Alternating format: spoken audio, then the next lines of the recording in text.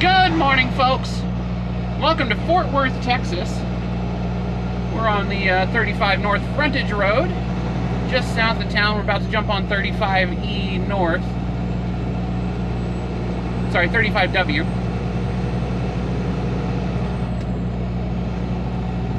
So in Dallas-Fort Worth, Interstate 35 splits into two. The western one, 35W, goes through Fort Worth. The eastern one goes through Dallas. The one that goes through Dallas is the real one. I don't care what anyone says. That one keeps the exit numbers. And the one that goes through Fort Worth has its own exit numbers like it's a spur. So that is 100% how the interstate highway system sees it. So I don't know why they bothered calling I-35E I-35E. Could have just easily been I-35. Even if they kept this one as W and not just give it a single or a three-digit odd number. But whatever. At the time, there were people that had really strong opinions on that stuff. It is a little bit windy. There's a JB Hunt to my left. I want to get kind of away from him because he's a little bit he's actually a little bit slower than me, so let's I don't want to be sitting next to him because that's just mean. But also, we're in the right lane, which means we got to deal with merging traffic. And it appears the truck is trying to do a regen right now. Let's turn that off. It's a little too windy for the buzzer today, even if it's right.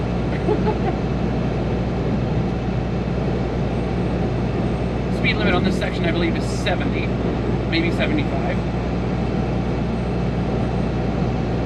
We are currently empty. We're heading to go pick up a load at a cold storage warehouse not too terribly far from here, which is going to require us to go up 35W, east on 20, and then down US 287. So there is a more direct route to get to this place, but it's no trucks. So we got to stay on the freeways, which is fine with me. That's how I prefer to do it anyway. All right, let's ease up on the throttle here because I think that guy's going to get in our way. Gives my truck some time to warm up the exhaust there. So that noise you heard was not actually my engine brakes. I mean, it was my engine brakes, but it wasn't being used for braking. It was engine brakes with the engine disconnected from the driveline. It's kind of a hybrid of engine braking and e-coast mode. This truck doesn't have e-coast mode, but it has all the hardware that goes along with it. So when the truck needs to do a regen, if you're not... Yeah, thank you. If you aren't calling upon power from the engine for either actual engine braking or acceleration, the truck will throw itself into e-coast without really telling you, and then it'll use the engine brakes to keep the exhaust pressure and temperature nice and high for you, so it can complete the regen quicker. Yes, I know, thank you. I'm backing off. I was really expecting that auto rack to speed up a little quicker, but I see brake lights now, so we're just going to do actual engine braking.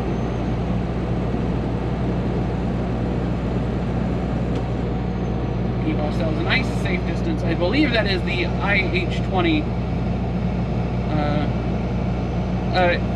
freeways in Texas use IH instead of just I for their abbreviations. It's Interstate Highway so-and-so, not just Interstate so-and-so. I believe that big flyover is the I-20 I-35W interchange. Yeah, looks like it. Hello, car. A little close, but it's fine. We're in a big city. I kind of expect that. I turn you off. You turned yourself back on very quickly. Normally it takes like 15 minutes to turn itself back. All right. I want 20 east towards Dallas, not west towards Abilene. Abilene's the flyover. We don't need the flyover. We need the east. Zoom out a little bit on my GPS. There we go. Which that totally threw me off there. I was expecting the exit for eastbound before the exit for westbound. It's usually how these interchanges work, coming up from the south. But this one, it pulls the westbound traffic off earlier so it can get them up higher. So it can just go over everything. Also, it does appear that Interstate 20 is just higher off the ground than Interstate 35, so we've got a lot of climbing to do. Anyway, even really not having to go over too many other roads. All right, there we go. Yeah, because we're going to merge in, still going uphill here. A little bit downhill once we're over the frontage road. Let's merge left before anyone gets any funny ideas about blocking the in. Signal left again. Merge before we get any more chargers trying to cut in front of us. And cruise control 65. We're just going to hold this lane, see what happens here. We need 287 south, which is in about 5 miles. And we got to watch out because 287 comes in from the left. Oh, please don't keep changing lanes right into me. You've got to know I'm here, right? Okay, we're good. Passing people on the right can be dangerous, especially in a truck. Because you've got such huge blind spots and people are just like too quick to start changing lanes that can cause problems. And he might just cut us off here, depending on how he's feeling today. He's already tailgating the guy in front of him. Which, you wouldn't call that tailgating in a car. I mean, to an extent. At this speed, you probably would. But in a truck, that's like extra dangerous. You should not be that close. Truck, you do see the car in front of us, right? Yep, there we go. Like, this is like the limits of what I consider a safe follow distance in assembly. Like what we've got with this pickup truck. I'm only this close to them because my truck has emergency brakes. So if they suddenly like slam into a brick wall or something, my truck will do its darnest to try and stop me faster than I can possibly react. But prefer longer follow distance. So I generally keep my speed below the average traffic speed. It's just it gets a little weird when you're in a situation like this where the right lane is somehow moving faster than the middle two. And it's not an uncommon situation, especially in Texas, just because the right lane is mostly people entering and exiting. So you get longer gaps between vehicles immediately after an off-ramp. But then you also get people merging in super slow that just force everybody to slow down. So you get some accordioning in this lane. It'll be like faster, slower, faster, slower. So a lot of people just hang out in the left three and avoid this one. And speaking of accordioning, here's the brake lights from all the merging traffic. None of those are semis though, so they shouldn't be merging in too slow. Yeah, that guy's doing 57. Got a couple more coming in. We do have to be careful because 287, the southbound traffic from 287 through Fort Worth comes in from the left, and then anyone who needs to stay on 287 has to go across every lane of traffic in like a mile and a half in order to stay on 287. Because they come in from the left, exit to the right, which is super awkward and should really be avoided, but it's Texas. They do whatever they want when they build highways, apparently. Brakes.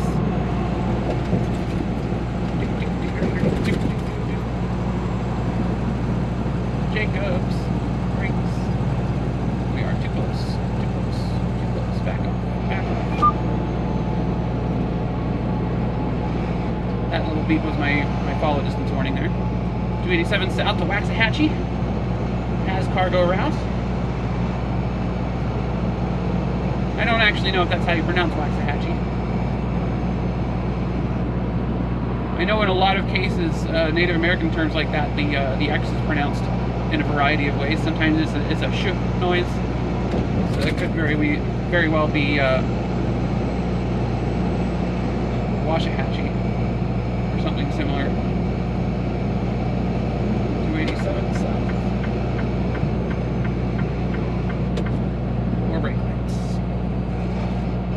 Business route. We don't want the business route, we want the freeway. The business route is the old 287 alignment. Well, the freeway is the new one, the new modern one. It's really annoying in the way that they've brought it in. It goes around the city instead of directly through it. But it is not an interstate, it's just like an interstate. Hi, you just got right in front of an 18-wheeler and hit the brakes. That was a bad decision. And you're gone. Cool. Immediately corrected your mistake. I appreciate that. We're going to get a little more... Oh, no! Swerve into the other lane, dude! Pickup truck, please get off your cell phone. Now he's going to get cut off by those two people over to his left. While he's still apparently distracted because he's drifting again. Ah, don't you love southern drivers? Alright, we got a disabled vehicle on the right, so we're going to slow down a little bit more. Got too much traffic on my left to move over. And he's got enough clearance. We'll just kind of budge over. Yeah, there's a guy. Budge. Unbudge. There we go.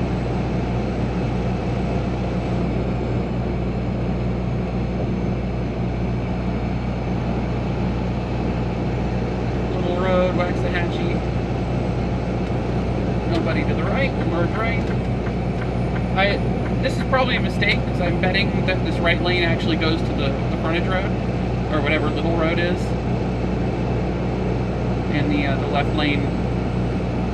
Well, it looks like it looks like this lane continues, so it should be all right.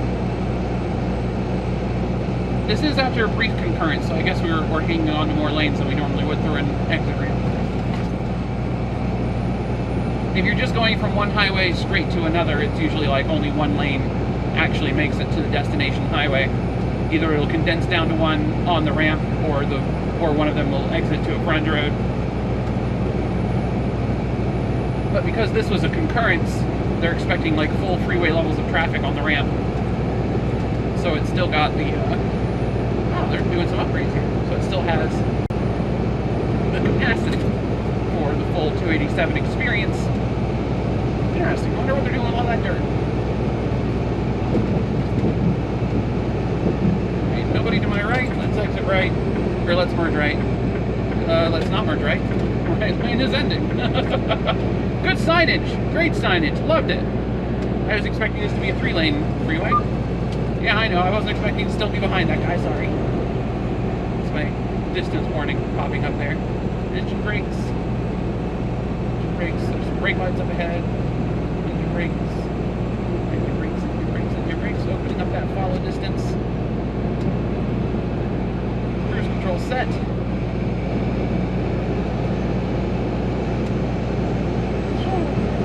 Yeah, so we're picking up some cold storage stuff, and we're gonna head west with that. Get our butts down to into some warmer weather. Not that it's not warm here; it's just warm here is only about 70 degrees at the moment.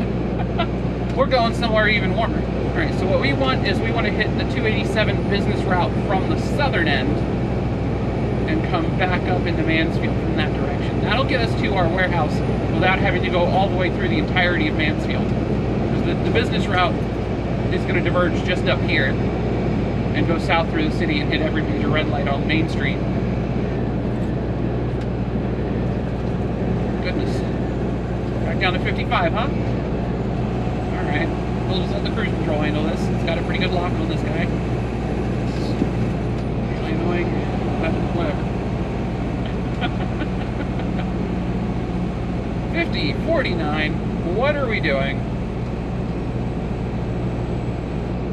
I'm too close to my exit to start passing people again. We're like only 5 miles away. I don't want to get stuck in the left lane because there's so many people that are just going so slow.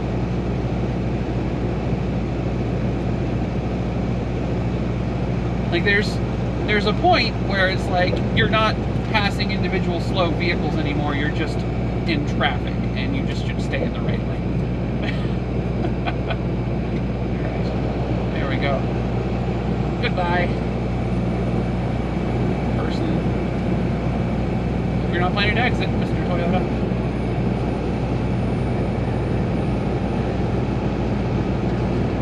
The landscaping truck almost got up with me there. That slowdown was so extensive. Or you don't want to, if you're just experiencing traffic, you don't want to get in the left lane with a semi. Because you're just going to get stuck there and people aren't going to let you back into the right lane because since they're all going so slow, they bunch up closer together. If it's individual slow vehicles, yeah, just pass and get back into the right lane, you're good. But traffic, less of a situation that you want to be in the left lane. Unless you're going considerably farther along than most of the traffic. in the right lane. It's like here, I'm taking an exit in 4 miles, so I'm effectively local traffic as well.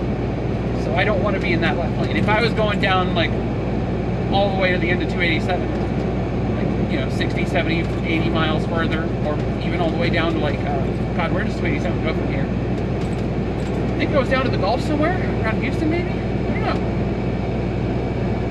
But if we were going that far on it, we would want to pass me.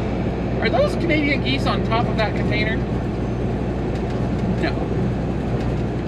Well, we found who the problem is, the individual slow vehicle, and we got 3.5 miles. Yeah, I'm passing this guy.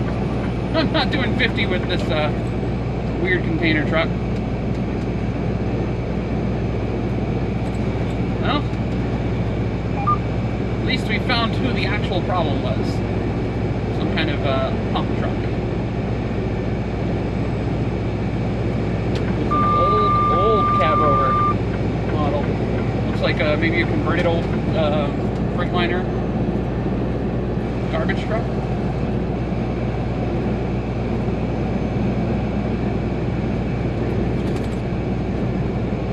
They got that cab over engine style, but also the cab is low and forward.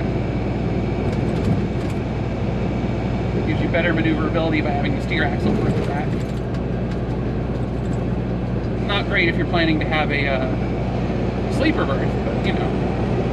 All right, 2 miles to our exit. We've got another slow truck ahead of us. It is weird, me being the fast one for a change. Don't get that experience very often. Alright, 55 up ahead? Okay. Sure. I can do 55. And engage 55.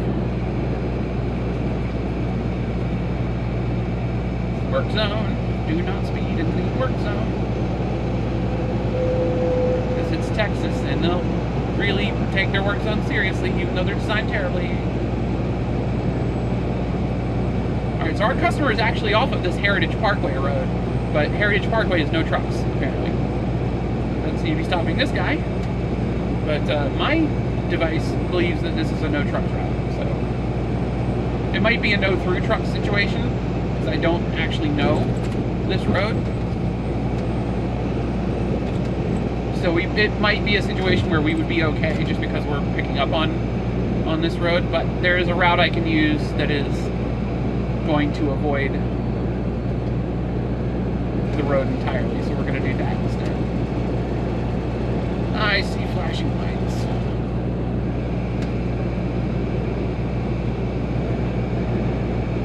What is this situation?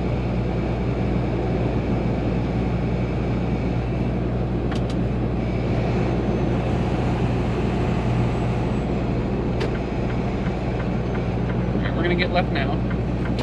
Let the cars go all the way up to the closure. We'll stay in the left lane, keep some gaps open. Hazard lights.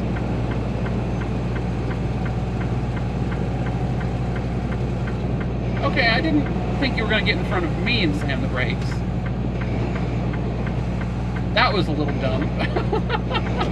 Just take all of my stopping distance away. Thanks, buddy. Or not all of it, just like a car length out of my stopping distance. That's okay.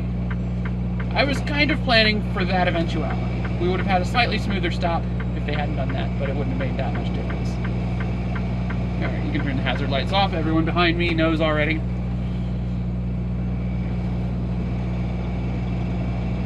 So situations like this, a lot of people have opinions on who should be in what lanes. So studies have shown that the best tactic in this backup situation like this is to use both lanes all the way up to the merge. Additional research done after that showed that in a bumper-to-bumper situation, it's better for trucks to be in the lane that's going to stay open, and for cars to use the lane that's going to close, because the cars can filter in with the trucks easier than the trucks can filter in with the cars. So, ideally, you get the trucks ahead of time into one lane and let the cars use both. You can do that. I just coming out of that dirt that dirt access road to that business that's on the frontage road that's torn up. Are we going to be able to get out of we going to be able to take this exit? We might have to go down one and turn around. Because I can see traffic on the overpass. So obviously that road is open. So we should be okay to take the exit. I don't know. Of course, it's entirely possible that the police have moved since I got over. And that right lane's no longer fully blocked. And that I'm now going to get blocked into the left lane and not able to take the exit. So, adventures in trucking.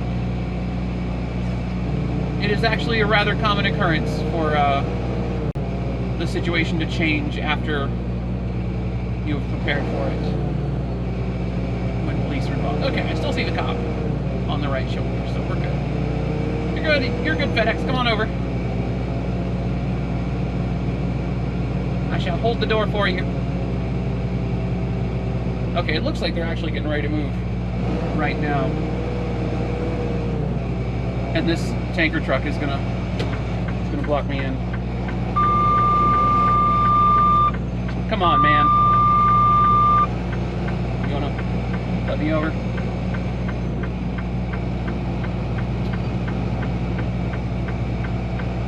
Jerk.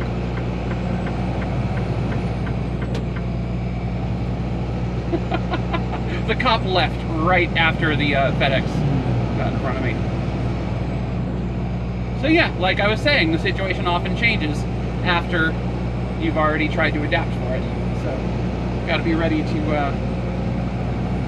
change what you're doing.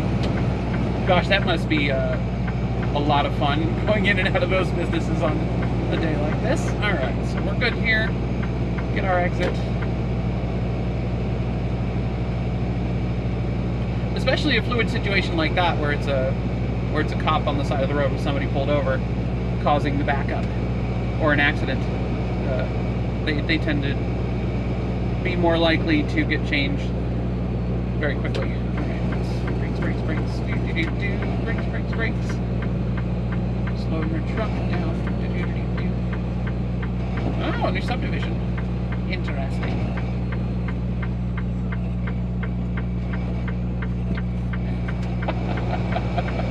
The joys of trucking in Texas. Alright, up to the stop sign. Full stop. We do have a cop behind us. Nobody coming from the left. And go.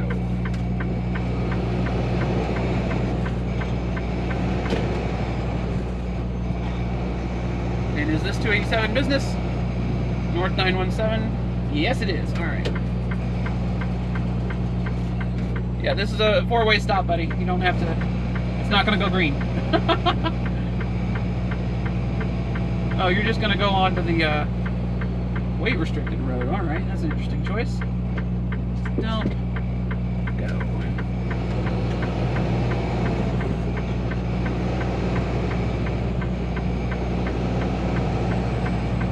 Well, maybe it's not weight-restricted. There's another truck going onto it. Interesting. Or they just have business down there. They were both locals, it looked like.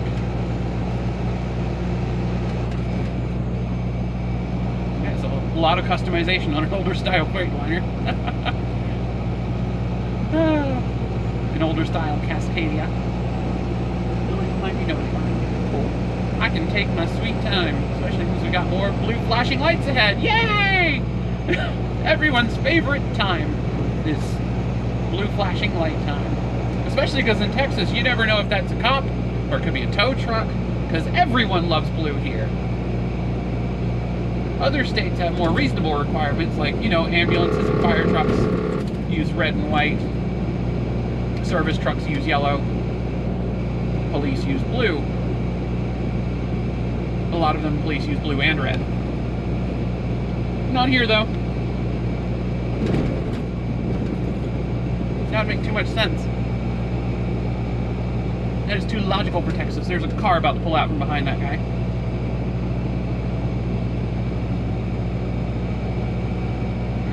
I need you to know you see me. There you go. Okay, cool.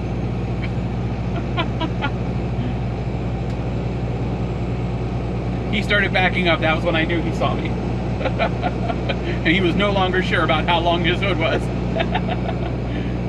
Oh, children, slowing down. I didn't see if that was a school zone sign with flashing lights or if it was just a when children present sign. So it's a holiday, but I don't know about you, but when I was a kid, on school holidays, we'd still walk to school to play on the playground when I was young. So even if it's a day that school is not in session, it's still pretty normal to have kids in the vicinity of schools. That's a thing to watch out for. Legally, you're probably okay not slowing down, but morally, slow down when there's kids around, you know?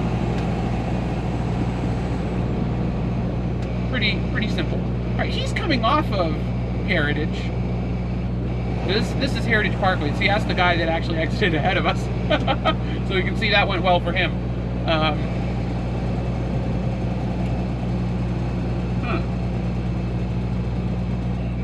Interesting.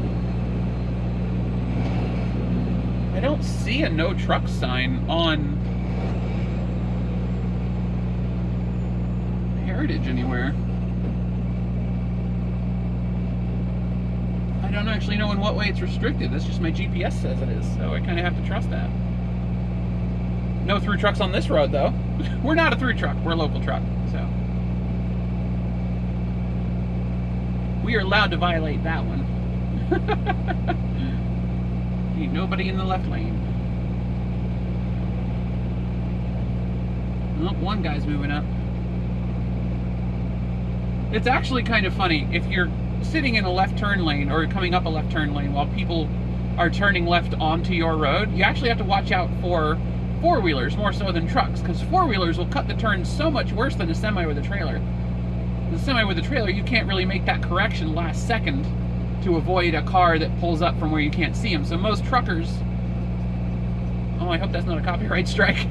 Most truckers will plan to take the turn and stay out of that lane even if there's no vehicle visible in it, while cars will gladly just cut right into the space that you have. Please don't go straight. Okay, cool. So it might be a cop, I don't know. No, just a cop alike.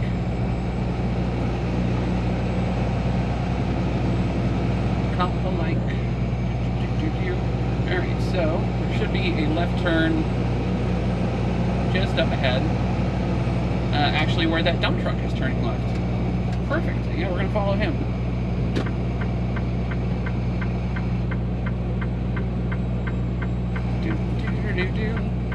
Hi, you need to stay behind that white line.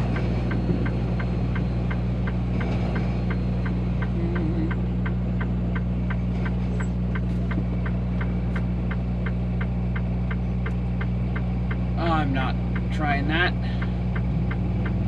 I'm in a semi, that's not gonna work out.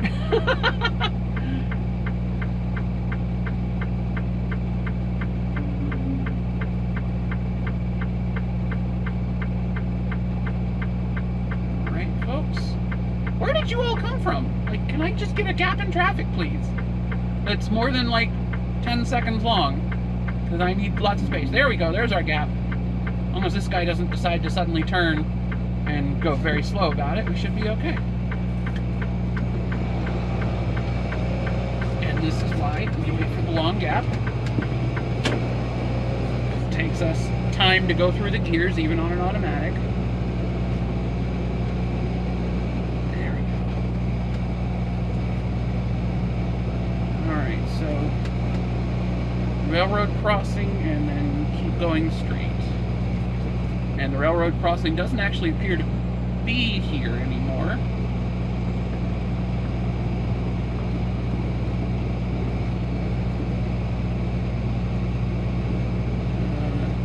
Yeah, this would have been, the railroad crossing would have been like right here. So I guess that's been pulled up.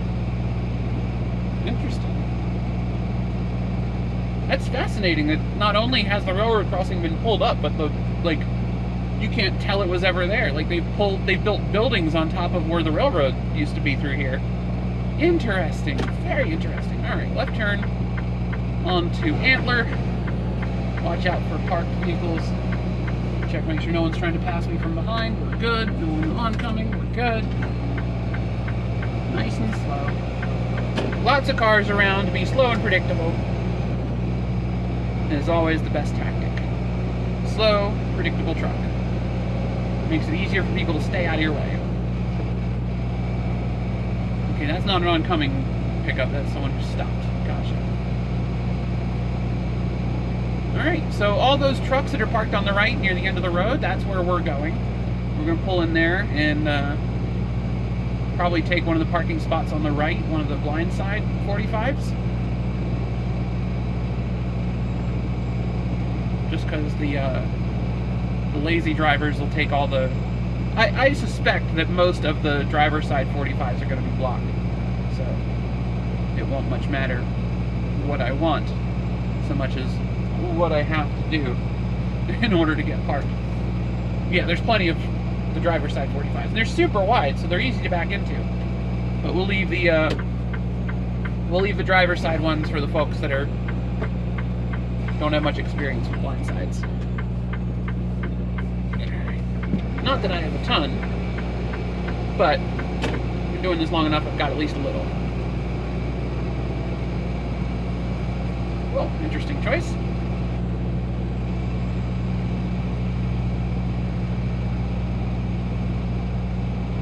Okay, we're just going to take this one here, nice and easy.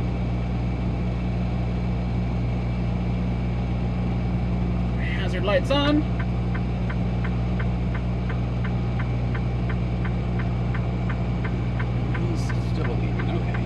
I was worried he was just going to like nose into one of these blinds.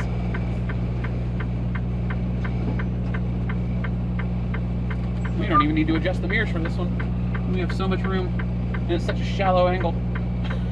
I can just lean forward and see the back of the trailer.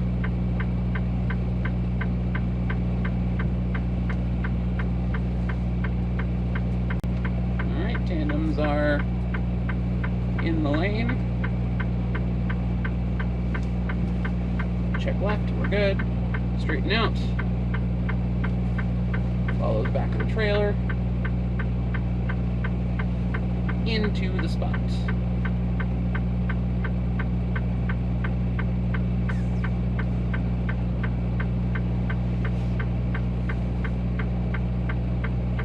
All right, now we just got to make sure we don't hit the fence. I think we've got enough. I think we have enough room that we can back all the way up to the curb without hitting the fence, but I'm not sure. Let's stop there. Perfect. Pop the trailer brakes because we're going to slide the tandems. They haven't told me I have to slide the tandems, but I just do when you're unloading because it's just, most places will want you to. So we might as well just do it ahead of time. So we're prepared, and that saves us some time later after we check in. And it's just generally a good idea when loading or unloading to have the tandems all the way to the back, because it makes your truck more stable while they're loading and unloading. You're a little less likely to have accidents or damage. If you've ever seen those rubber bumpers on the back of the truck, part of how they get so chewed up is because if you have your tandems forward, then your back end is bouncing up and down a lot more, because it's the fulcrum of that lever movement is the tandems.